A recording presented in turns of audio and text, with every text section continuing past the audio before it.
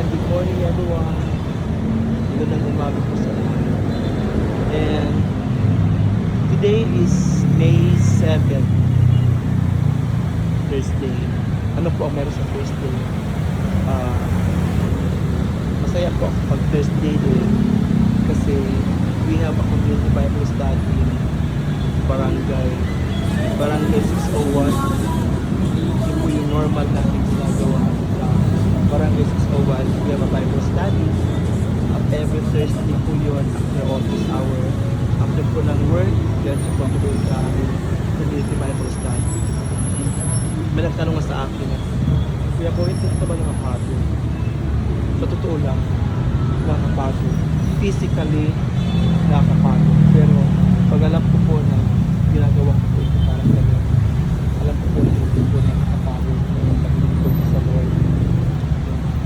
And I know na kahit pagod po tayo po as long as we are doing the will of God, yung ministry na pinagkukuhala ng Lord sa atin, alam ko po na mawawala po yung pagod. By minsan po yung pagod.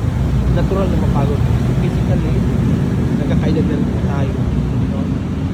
Pero pag nakikita ko na marami po ang nag-respond sa word ng Panginoon, ibig sabihin, na-deserve po yung purpose natin na magaling sa ubasya ng sa bilyan. Marami po mga tao na nagpapanood paano po yung mga ginagawa. Pero tayo po, balanse po tayo. Pagod po sa trabaho, pagod po tayo sa mga araw-araw po ginagawa. At the same time, pagod din po tayo sa gawain sa ministry ng Lord. Kasi po, hindi po nagbago ang mandato ng Lord. Sa Matthew 28, sabi niya, go and make disciples. Go and preach the good news. Go and share the love of Jesus. So kung hindi po natin nang gagawin, sino pa ipapadala ng Lord?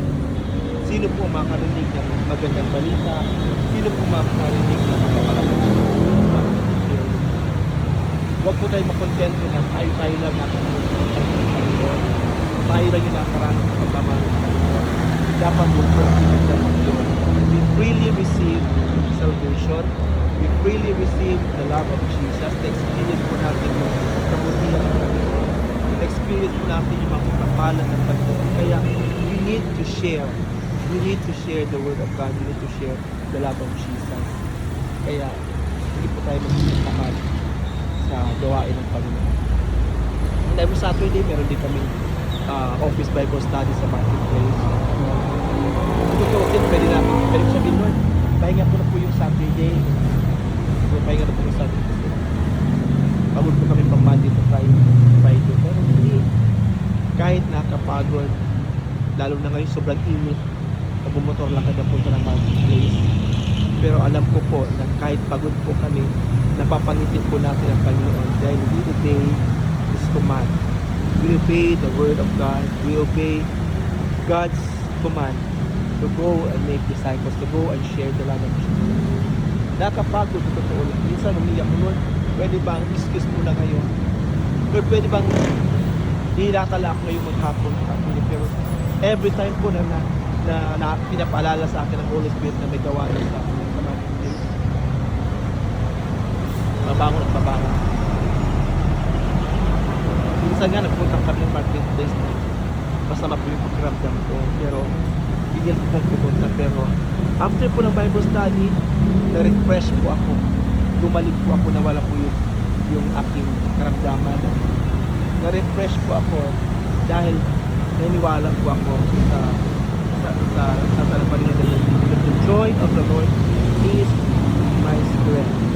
So, yung kalakasan po natin ay nanggaling po sa Panginoon.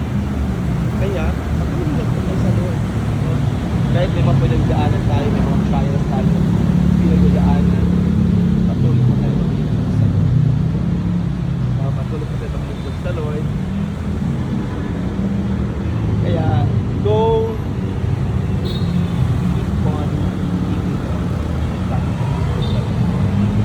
no turning back. Wala na po itong hindi na po tayo dito. Wala na po tayo panahon para manghina po tayo sa Panginoon kasi God is coming very, very, very soon. Babalik na po ang Lord. So, pagbalik po ng Lord, i-present po natin. Lord, ito po yung ginawa natin. Ito po yung mga tao na na-sharean ako ng mga salita. No? May mga souls po tayo na i-present sa Lord. Lord, ito po yung mga tao na tulungan natin. No? Kaya habang buhay pa po tayo, habang tayo po ay humihinga, malakas, nakalakad, gamitin po natin yung mga buhay natin para po sa pagkakulitan. Because our life, our strength, yung buong pagkatao natin, yung tayo mismo, galing po sa Panginoon, si Lord po ang lumalang sa atin. Kaya let's give glory to God. Bigay po natin mataas na pagpuni, Panginoon, kaya salamat. Lord, thank you for this day. Thank you, Lord, that ginising niyo kami sa umaga.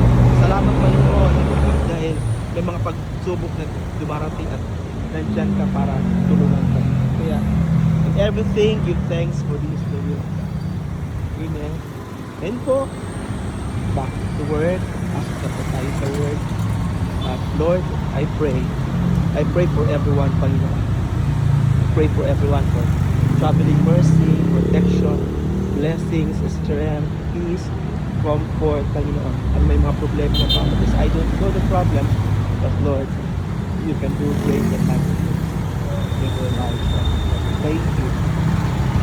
Bless you, Jesus. Lord, basta ka po. Pangalan ni Jesus. Amen. Goodbye, everyone, and have a great day ahead. God bless.